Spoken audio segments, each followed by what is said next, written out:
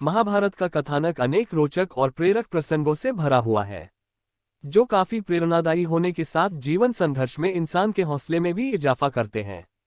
इन कथाओं को मानव जीवन में आत्मसात करने से इंसानी जीवन की कई कठिनाइयों का स्वतः अंत हो जाता है।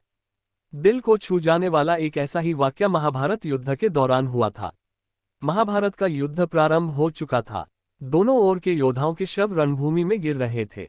चारों तरफ जहां तक नजरें जाती थी शवों के ढेर दिखाई दे रहे थे। कौरव और पांडव दोनों पक्षों के सैनिक वीरगति को प्राप्त हो रहे थे, लेकिन इस युद्ध के शुरुआती दौर में कौरव पक्ष को भारी हानि उठाना पड़ रही थी। पांडवों के युद्ध कौशल के आगे कौरव सैनिकों के शवों के ढेर लग गए थे। पांडव सेना जिस तरह मौत का तांडव दिखा रही थी, इससे कौरव महारथी चिंता करने लगे। उस वक्त कौरव खेमे के प्रधान सेनापति की कमान पितामह भीष्म के हाथों में थी। कौरव शिविर में महारथी इस बात पर चिंता जता रहे थे कि कौरव पक्ष में ज्यादा क्षति हो रही है। ऐसे में दुर्योधन ने पितामह भीष्म को उलाहना दिया और कहा कि पितामह जानबूझकर पांडवों के लिए नर्म रुख रख रहे हैं। दुर्योधन की बातों से आहत होकर पितामह पांडवों के वध की घोषणा कर देते हैं। ऐसे में श्रीकृष्ण चिंता में डूब जाते हैं और पांडवों की सुरक्षा का उपाय निकालते हैं। श्रीकृष्ण पांचाली से कहते हैं कि द्रौपदी अभी मेरे साथ चलो और उनको लेकर सीधे पितामह भीष्म के शिविर में पहुंचते हैं। श्रीकृष्ण ने शिविर के बाहर खड़े होकर पांचाली से कहा कि अंदर जाकर पितामह को प्रणाम करो और उनका आशीर्वाद लो।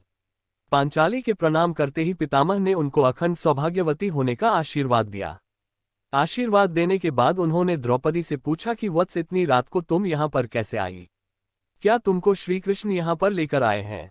द्रौपदी ने कहा हाँ। तब भीष्म ने कहा कि मेरे एक वचन को दूसरे से काटने का काम श्रीकृष्ण ही कर सकते हैं।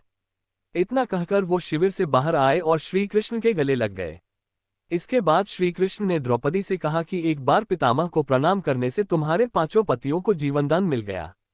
इसी तरह यदि तुम रोजाना पितामह भीष्म, गुरु द्रोण, कृपाचार्य, धृतराष्ट्र के साथ दुर्योधन और दुशासन की पत्नियों को भी प्रणाम करती तो आज ये रणभूमि रक्त से लाल नहीं होती और महाभारत युद्ध की नौबत नहीं आती।